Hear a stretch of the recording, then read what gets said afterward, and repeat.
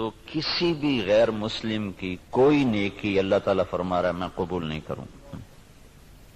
وہ فی الآخرۃ من، دنیا میں صلہ دے گا. نمتعہم قلیلا، دنیا میں ہم ان کو صلہ دیں گے. اس لیے کہا وہو فی الآخرۃ من الخاسرین، آخرت میں ہم ان کو ناکام کر دیں گے، وہ خسارے میں. دنیا میں اپنی نیکی کا کچھ صلہ وہ پائیں گے. قل تمتعوا، خود اللہ بھی کہہ رہا ہے نفع اٹھا لو میں دے رہا ہوں. لیکن موت کے بعد اولئک الذین، یہ وہ لوگ ہیں جنہوں نے دنیا میں اپنے آپ کو سمجھا کہ ہم تو بہت اچھے کر رہے تھے. حبطت اعمالہم، لیکن ان کے اعمال ضائع ہو گئے اور اللہ تعالیٰ نے ان کی کوئی قیمت نہ لگائی.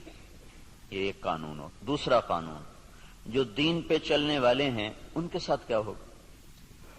اگر وہ پورے دین پر چل رہے ہیں تو پھر قرآن خوشخبری دیتا ہے انتم الاعلون، تم سب سے بلند رہو گے، تم سب سے عزت والے ہوگے. ان کنتم مؤمنین، اگر یہ دین پر چلنے والے ہوں گے پورے تو پھر کیا ہوگا؟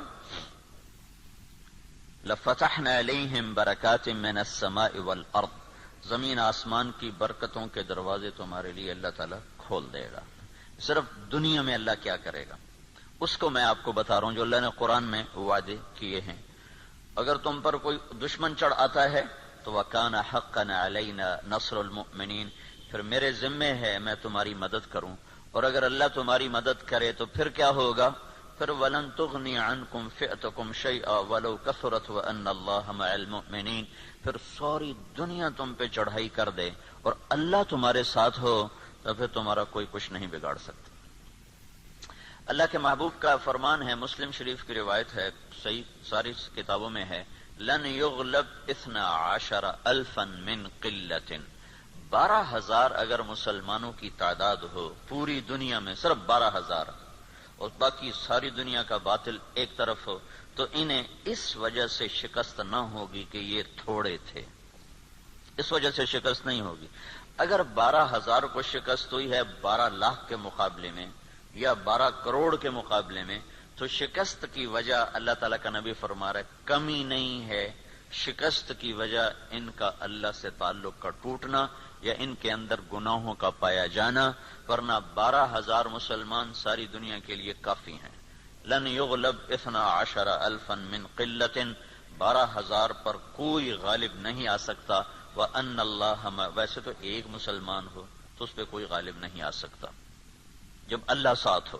نبی ایک ہی تو ہوتا ہے، اکیلا نبی ہوتا ہے اور سارا کفر اس کے سامنے ہوتا ہے. اور ہود علیہ السلام تو ایسی قوم کے سامنے آئے تھے جن کے قد اس پلر کو دگنا کرو تو تب جا کے ان کا قد بنتا تھا. اتنے قد آور قوم تھی کہ 30 40 ہاتھ، یعنی کوئی 60 فٹ ان کا قد بنتا تھا. اور ان کے مقابلے میں اللہ نے لشکر کی وجہ ایک بھیجا، صرف ہود. وَإِلَىٰ عَادٍ أَخَاهُمْ هُودًا، ہم نے عاد کی طرف ہود کو بھیجا تو سارے مل گئے لیکن ہود علیہ السلام کو ہاتھ نہیں لگا سکتے، ایک ہی کافی ہوتا ہے. لیکن یہ اسباب کی دنیا ہے، اسباب کی دنیا ہے تو یہاں بطور سبب یہ معجزات کا جہان نہیں. نبیوں کا معاملہ اور ہوتا ہے اور امت کا معاملہ اور ہوتا ہے. نبیوں کے ساتھ اللہ تعالیٰ کا نظام خصوصی چلتا ہے اور عام انسانوں کے ساتھ اللہ تعالیٰ کا نظام عمومی چلتا ہے. ہمیں مکڑی کے جالے سے اللہ نہیں چھپائے گا. کافر پہنچ گئے اور سامنے کھڑے ہوئے ہیں، اور وہ جب آپ ہجرت کی رات نکلے 27 صفر نبوت کے 14ویں سال رات کو نکلے اور جا کر غار ثور میں چھپے تو کھوجی پاؤں کو دیکھتے دیکھتے غار پر پہنچ گیا لوگوں کو لے کر کے یہاں پاؤں کا نشان ہے. لیکن اس کے پہنچنے سے پہلے اللہ نے ایک بیل اٹھائی، اس بیل میں مکڑیوں کو بھیجا، مکڑیوں نے جالا تن دیا اور ایک کبوتری نے انڈے دے دیے. جتنی دیر میں یہ لوگ پہنچے اتنی دیر میں یہ کام ہو چکا تھا. اب آگے کھوجی کہنے لگا پاؤں کا نشان یہاں تک، تو ابی بن خلف کہنے لگا یہ جالا تو محمد کی پیدائش سے بھی پہلے کا ہے، تو ہمیں کہاں لے کر آ گیا. اور دوسرا پھر آپ سامنے ہیں، یہ نہیں کہ کوئی چھپے میں غار ثور کو ٹیڑھا مرے، سیدھا ایسے ہی چوڑا سا دہانا ہے اور اس کے سامنے بیٹھا ہوا آدمی نظر آتا ہے. یہ اللہ کا خصوصی نظام ہے، یہ عام انسانوں کے ساتھ نہیں چلتا۔ اس لیے اللہ کے نبی نے سبب کی دنیا کے لیے فرمایا کہ 12,000 اگر مسلمان ہوں تو انہیں کمی کی وجہ سے شکست نہیں ہو سکتی۔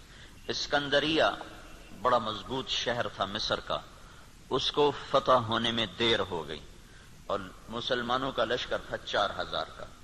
تو حضرت عمرو بن عاص رضی اللہ تعالیٰ عنہ نے عمر رضی اللہ تعالیٰ عنہ کو خط لکھا کہ یہاں بہت بڑا لشکر ہے اور میں 4,000 کے ساتھ ان کا مقابلہ نہیں کر سکتا، اب میری مدد کے لیے فوج روانہ کرو۔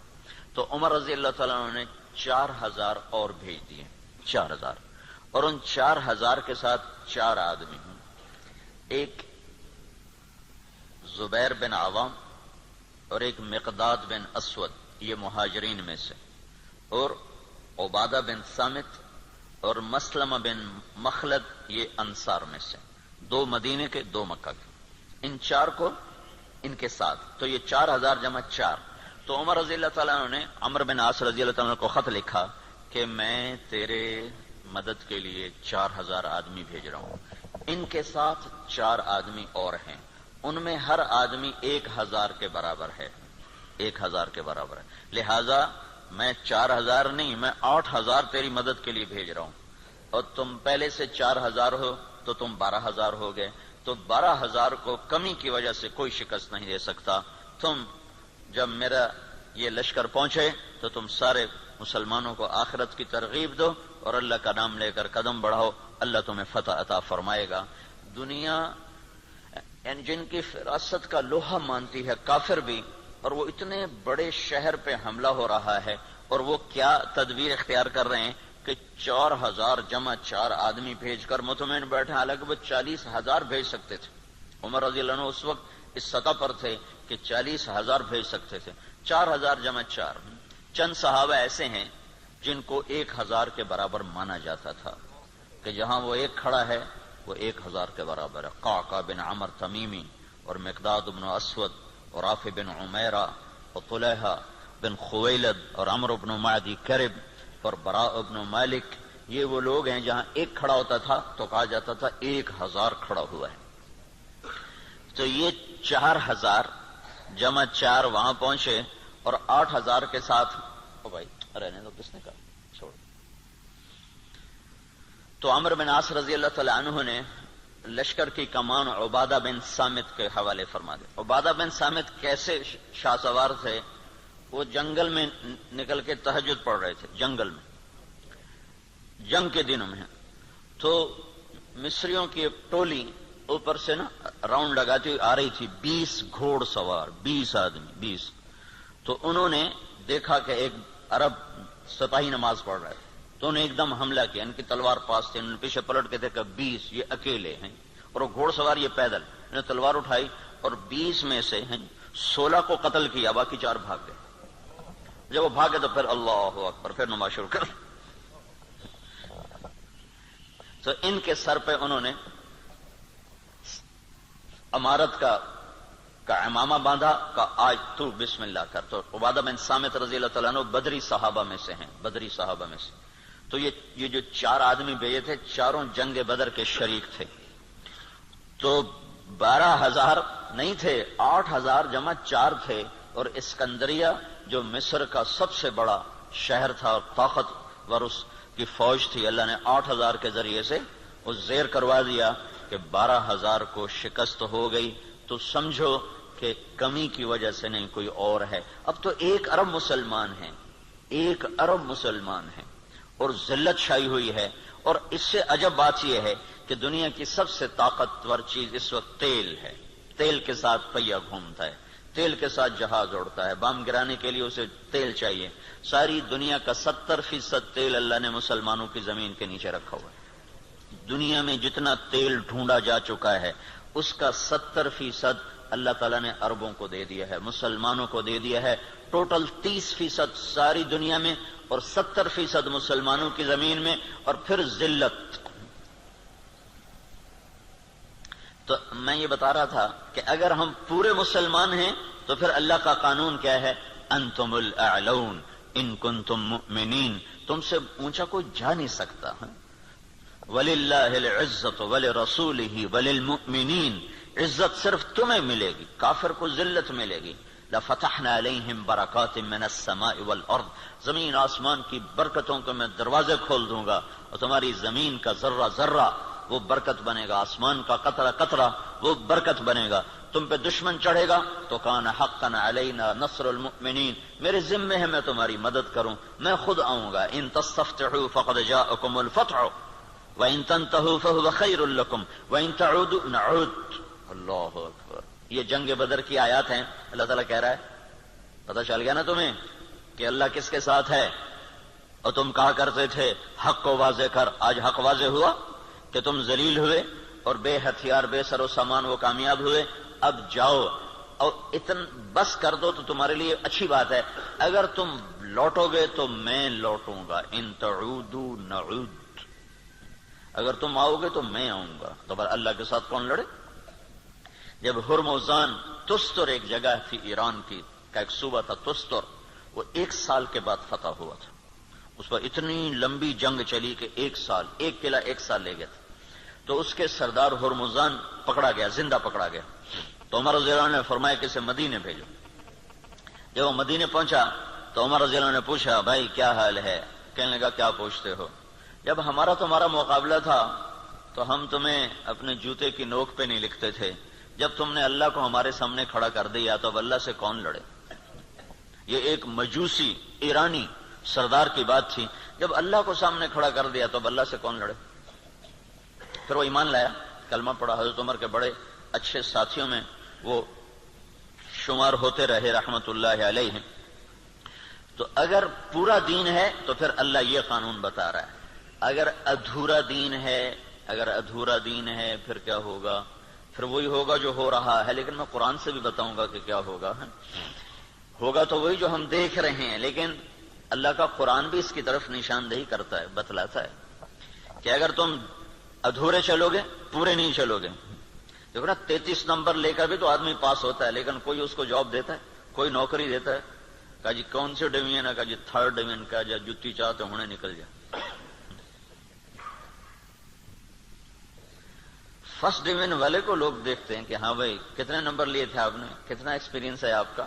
تو ہم 33 نمبر والے مسلمان ہیں, تو اللہ سے ہم مانگتے ہیں 100 نمبر والا معاملہ.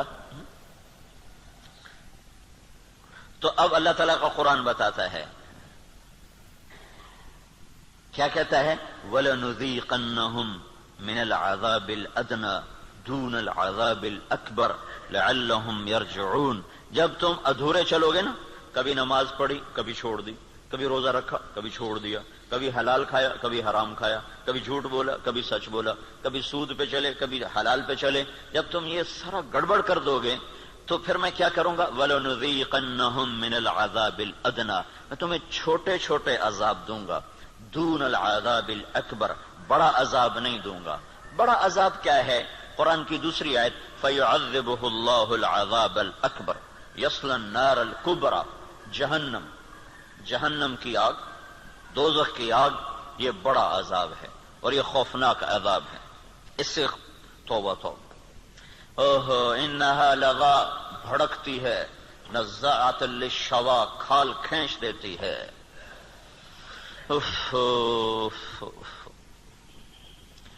اللہ تعالیٰ کہہ رہا ہے میں چاہوں گا کہ تمہیں دوزخ میں نہ ڈالوں, یہیں صاف کروں. پھر بھی گناہ رہ گئے تو پھر جہنم میں جائے گا. پھر بھی اگر رہ گئے تو جہنم میں جائے گا. جب کوئی آدمی فرض نماز چھوڑ دیتا ہے اور پھر وہ توبہ نہیں کرتا, چھوڑی جاتا ہے, تو اس کے نام کا ایک دروازہ جہنم میں کھول دیا جاتا ہے. اسے اس دروازے میں سے گزرنا پڑے گا چاہے ایمان پہ خاتمہ ہو. اللہ تعالیٰ کے نبی جب معراج پر گئے تو ایک جگہ دیکھا لوگ الٹے لٹکے ہوئے نا, تو ان کو نیچے سے آگ جلا رہی, ان کے پاؤں بندھے ہوئے رسے سے اور ان کو نیچے آگ جلا رہی. تو آپ نے پوچھا یہ کون لوگ ہیں؟ کہا جو روزہ نہیں رکھتے تھے. تو روزہ نہ رکھنا یہ تو مسلمان کے لیے, کافر سے تو روزہ مطلوب نہیں. ایک جگہ آپ نے دیکھا ایک آدمی لیٹا ہوا ہے, تو ایک فرشتے کا ہاتھ میں پتھر ہے بہت بڑا, اس کے سر کے اوپر مارتا ہے, اس کا سر کیما ہو جاتا ہے. پتھر دور جا گرتا ہے، وہ پتھر اٹھانے جاتا ہے، واپس آنے تک اس کا سر ٹھیک ہو جاتا ہے، وہ پھر اس کے سر پہ پتھر مار، وہ پھر قیمہ قیمہ ہو جاتا ہے۔ تو آپ نے پوچھا یہ کون ہے؟ کہ یہ وہ جو عشاء کی نماز پڑھے بغیر سو جاتا تھا، جو عشاء پڑھے بغیر۔ اور لاکھوں کروڑوں مسلمان ایک نماز بھی نہیں پڑھتے، عشاء کی کیا بات ہے، ایک بھی نہیں پڑھتے۔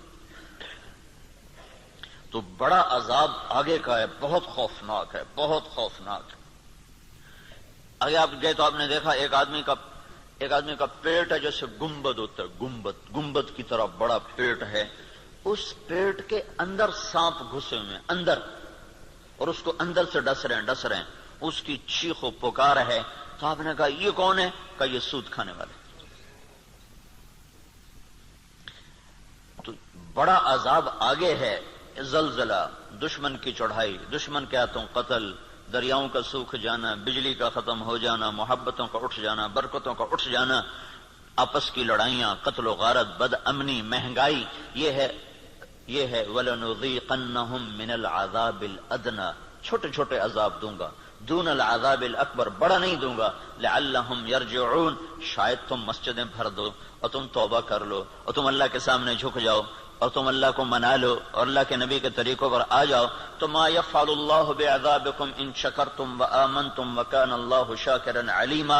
اللہ تعالیٰ فرماتا ہے تمہیں سزا دے کے مجھے کیا خوشی ہوتی، تمہیں سزا دے کے مجھے کیا خوشی ہوتی، تم انسان بنو اور جو کہتا ہوں کرو، جس سے روکتا ہوں چھوڑو، تو میں تمہیں عذاب دے کے مجھے کوئی خوشی نہیں ہے، لیکن تم میرے مان کے چلو، میرے بن کے۔ آپ 5000 تنخواہ دے کر اگلے کی کھال اتار دیتے، ذرا سا گڑبڑ کر دے تو اس کی ماں بیٹی نہیں چھوڑتے، اور اللہ تعالیٰ سر سے لے کر پاؤں تک وجود دیتا ہے، ایک سیل ساری دنیا مل کے نہیں بنا سکتی، ایک سیل میں جو جہان کام کر رہا ہے ساری دنیا عاجز ہے اس ایک سیل کا، صرف ایک سیل کا جہان سمجھنے سے دنیا کا انسان عاجز ہے، اور کئی خرب سیلز جمع ہوتے ہیں تب اللہ ایک انسان بناتا ہے، ہر سیل میں ایک کائنات ہے جس کا نظام اللہ تعالیٰ چلاتا ہے، تو اس کے بعد اس کا اتنا حق نہیں ہے کہ میری مان کے چل، میری مان، اطیع اللہ واطیع الرسول، اللہ کی مانو اور اللہ کے رسول کی مانو، اپنی مرضی پہ نہ چل۔ اور پھر اس میں اللہ تعالیٰ ایک ہمارے ساتھ سودا کرتا ہے کہ عبدی انت ترید وانا ارید ولا يكون الا ما ارید فان سلمت لي فيما ارید کفیتک فيما ترید وان لم تسلم لي فيما ارید اتعبتک فيما ترید ولا يكون الا ما ارید۔ اے میرے بندے، ایک تیرا ارادہ ہے، ایک تیرے رب کا ارادہ ہے، جو تو چاہتا ہے وہ اللہ کے ارادے کے بغیر نہیں ہو سکتا، جو اللہ چاہتا ہے وہ تمہارے بغیر کر دیتا ہے۔ تو ایک کام کرو، یہ اس چند روزہ زندگی میں جو میں کہوں کرتے جاؤ کرتے جاؤ کرتے جاؤ کرتے جاؤ، یہ نہ دیکھو کہ نفع کیا ہے نقصان کیا ہے، یہ دیکھو کہ اللہ کیا چاہتا ہے اور اللہ کا رسول کیا کہتا ہے، بس تم یہ کرتے جاؤ تو کیا ہوگا، کفیتک فیما ترید، جو تم چاہو گے میں کر دوں گا۔ وَإِن لَّمْ تُسَلِّمْ لِي فِيمَا أُرِيدُ، اگر تم نے یہ نہ کیا تو أَتْعَبْتُكَ فِيمَا تُرِيدُ وَلَا يَكُونُ إِلَّا مَا أُرِيدُ، تو پھر میں تمہیں تیری چاہتوں میں تھکا دوں گا، تجھے خوار کر دوں گا، اور ہوگا وہ جو تیرا رب چاہتا ہے۔ تو ادھورے دین پر کیا ہوتا ہے، ادھورے دین پر ہاں اللہ تعالیٰ یوں کہتا ہے، ضرب اللہ مثلا قریة كانت آمنة مطمئنة يأتيها رزقها رغدا من كل مكان فكفرت بأنعم الله فأذاقها الله لباس الجوع والخوف بما كانوا يصنعون۔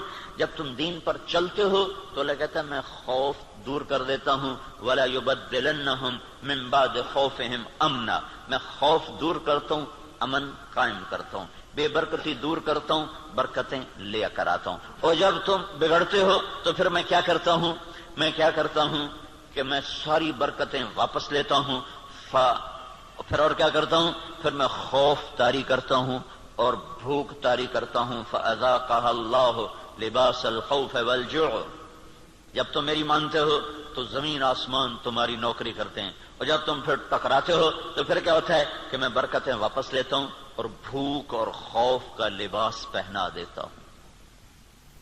دیکھو یہاں لباس کا ہے، لباس ہے، لباس سارے جسم پر ہوتا ہے، خوف دل کی کیفیت کا نام ہے اور بھوک پیٹ کی کیفیت کا نام ہے۔ صرف پیٹ میں بھوک ہوتی ہے اور سارا بدن بے قرار ہوتا ہے، صرف دل میں خوف ہوتا ہے اور سارا بدن بے قرار ہوتا ہے، اور اگر جسم کے ایک ایک رونگٹے میں بھوک پڑ جائے اور ایک ایک رونگٹے میں بھوک ڈال دی جائے اور ایک ایک رونگٹے میں اللہ تعالیٰ خوف ڈال دے تو پھر اس آدمی کا کیا حال ہوگا، یا اس معاشرے کا کیا حال ہوگا جس کے روئیں روئیں میں خوف اور بھوک کو ڈال دیا جائے۔ تو یہ اللہ تعالیٰ چھوٹے عذاب کی نشاندہی کر رہا ہے اپنی کتاب میں، اپنے قرآن میں، کہ جب تم نافرمانیاں کرتے ہو تو ظہر الفساد فی البر والبحر، زمین و آسمان میں، بر خشکی اور تری میں، کبھی سمندروں میں موجیں اٹھتی ہیں، کبھی زمین کی برکتیں گم ہو جاتی ہیں، کبھی زمین کپ کپاتی ہے، کبھی پہاڑ لرز جاتے ہیں، کبھی آسمان بے موسم بارشوں پہ اتر آتا ہے، کبھی ہوائیں پاگل ہو جاتی ہیں، کبھی محبتیں مٹ جاتی ہیں۔ یہ کیوں ہوتا ہے؟ یہ کیوں ہوتا ہے؟ جب تم بما کسبت ایدی الناس، یہ تمہارے اپنے ہاتھوں کی کمائی سے ہوتا ہے، تمہارے اللہ کا نہ ارادہ نہیں، تمہارے اپنے ہاتھوں سے ہوا ہے۔ بما کسبت ایدی الناس، یہ تمہارے اپنے ہاتھوں کی وجہ سے ہے۔ لیذیقہم بعد الذی عملوا، اللہ کہہ رہا ہے یہ تمہارے پوری سزا نہیں ہے، چھوٹی سزا، تھوڑی سزا، تھوڑی سزا کہ تم اللہ کی طرف رجوع کرو۔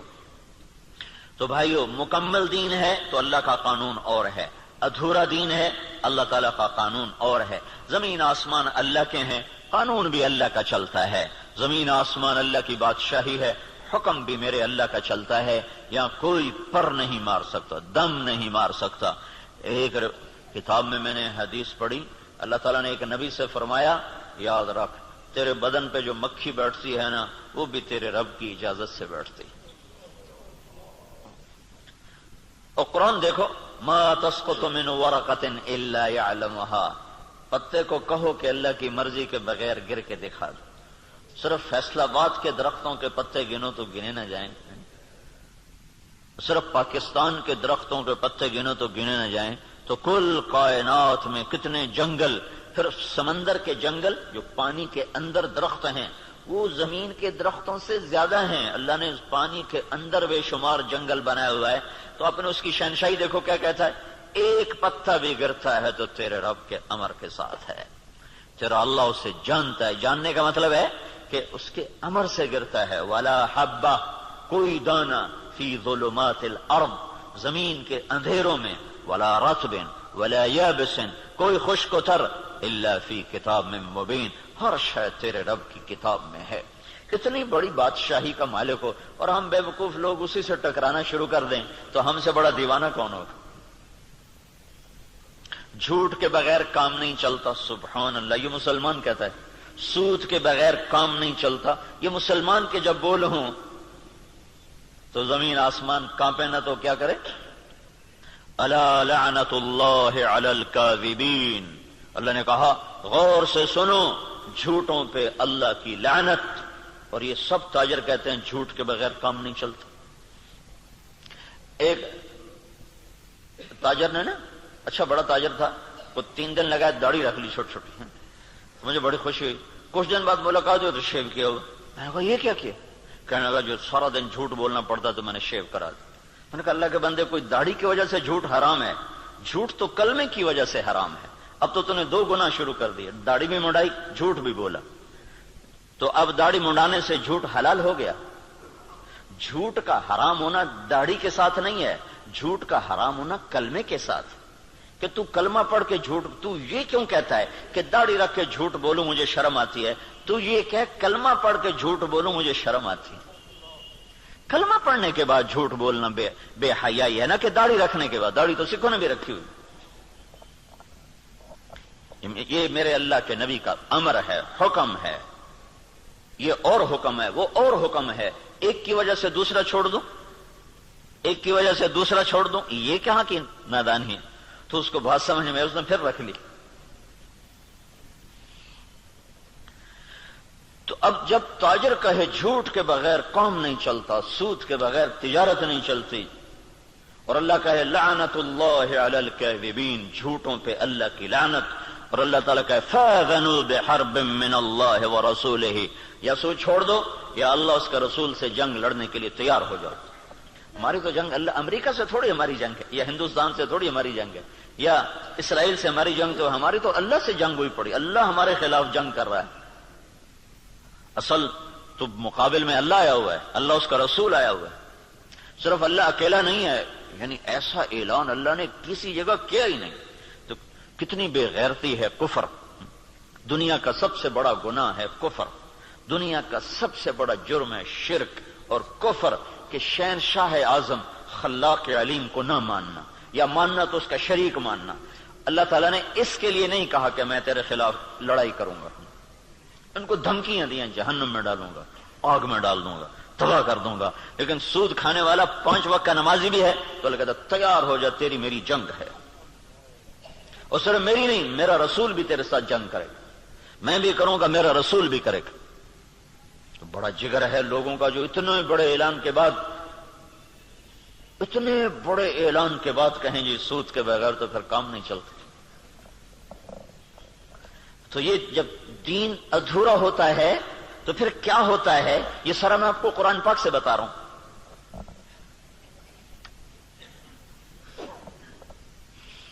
ہائے ہائے میرے بھائیو، اگر اللہ کے رسول کی ہمیں پشت پناہی نہ ہوتی تو اللہ کی قسم ہم بندر خنزیر بن چکے ہوتے. دعا دو اس مدینے والے کو جو اتنا رویا ہے. کوئی نبی اتنا نہیں رویا کہ اللہ کو جبریل بھیجنا پڑے کہ بس کر اتنا نہ رو. کوئی نبی اتنا نہیں رویا ہے. اور تمہارا نبی اتنا رویا ہے کہ ایک دفعہ نہیں سینکڑوں دفعہ جبریل آیا ہے، یا رسول اللہ کہہ رہا ہے اتنا نہ رو. اور اس کو چھوڑو، قرآن کی گواہی سنو، قرآن کی جو قیامت تک پڑھا جائے گا، قیامت تک پڑھا جائے گا. اور ہر گھر میں ہے حدیث پاک، تو انہی کے گھر میں ہوگی جس کو تھوڑا حدیث کا علم ہے. لیکن قرآن تو ہر پڑھے لکھے ان پڑھ کے گھر میں ہوتا ہے. تو میرا اللہ قرآن میں اپنے نبی سے کہتا ہے فَلَا تَذْهَبْ نَفْسُكَ عَلَيْهِمْ حَسَرَاتٍ. میرا نبی یہ انسانوں کے لیے اتنا نہ رو کہ روتے روتے تو خود ختم ہو جائے.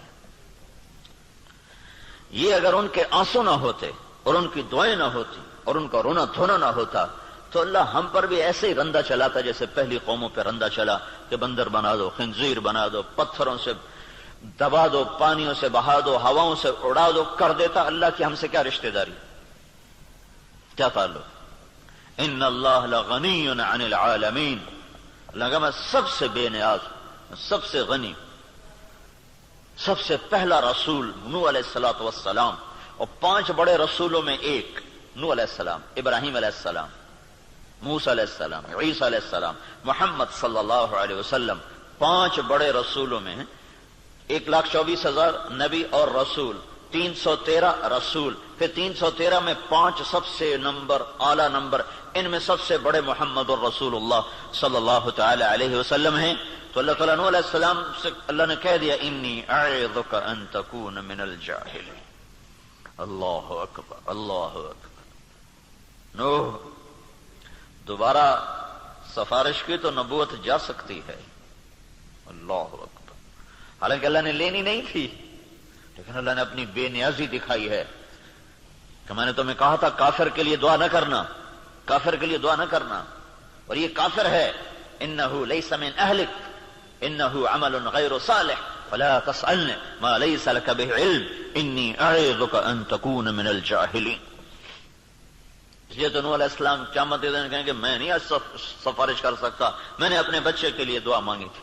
اور نوح علیہ السلام کو پتہ نہیں تھا کہ یہ کافر ہے. اگر پتہ ہوتا تو کبھی نہ مانگتے. اس لیے انہوں نے کہا لا تکن من الکافرین. اگر پتہ ہوتا تو کہتے لا تکن من الکافرین. انہیں پتہ نہیں تھا، وہ منافق تھا. کہا لا تکن مع الکافرین. مع اور من، مع کا مطلب تھا کہ تو مسلمان ہے، تو کافروں کے ساتھ کیوں جا رہا ہے. ان کو معلوم نہیں تو اس نے اپنا کفر چھپائے رکھا. اگر معلوم ہوتا تو پھر کہتے لا تکن من الکافرین، کافروں میں سے مت ہو. کہنے لگا نوح دوبارہ بات نہیں کرنی ہے، دوبارہ نہیں بات کرنی ہے. تو اللہ تو اتنا بے نیاز ہے، تو ہماری کیا حیثیت. یہ تو اس سے محمد مصطفیٰ سے اللہ نے پیار ہی ایسا کیا ہے کہ اس کے طفیل ہم بھی نبھ گئے، اور ہماری بھی لاٹری نکل آئی کہ اللہ نے ہمیں حضرت محمد صلی اللہ تعالی علیہ وسلم کا امتی بنا دیا، اور ان کی دعائیں بیچ میں حائل ہو گئیں. یا رب امتی امتی، یا رب امتی امتی. کہ آخر ایک رات آپ رو رہے ہیں اور کہہ رہے ہیں یا اللہ، ابراہیم علیہ السلام نے کہا تھا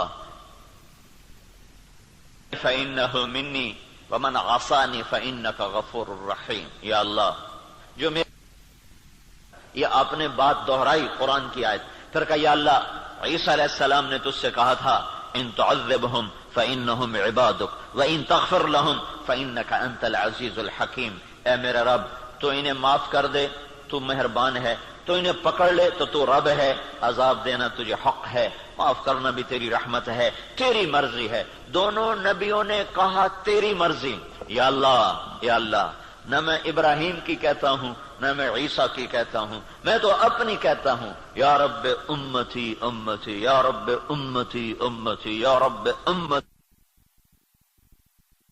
تیار کردہ مواعظ اسلامیہ کیسٹ سینٹر بیرون تبلیغی مرکز ابدالی روڈ ملتان، 24 گھنٹے رابطے کے لیے 0301 74 60 371 پر رابطہ کریں۔ ابراہیم کی کہتا ہوں نہ میں عیسیٰ کی کہتا ہوں، میں تو اپنی کہتا ہوں، یا رب امتی امتی یا رب امتی امتی یا رب امتی امتی۔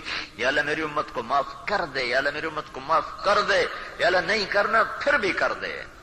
اور اتنا روئے کہ پھر جبریل کو آنا پڑا کہ یا رسول اللہ تعالیٰ پوچھ رہے ہیں آپ کیوں رو رہے ہیں؟ کہا جبریل مجھے میری امت رلا رہی۔ تو پھر اللہ تعالیٰ نے پیغام بھیجا سنردیک فی امتک، میں تجھے تیری امت کے بارے میں خوش کر دوں گا۔ یہ دعائیں بیچ میں حائل ہیں، ورنہ اللہ کو کیا پرواہ ہے۔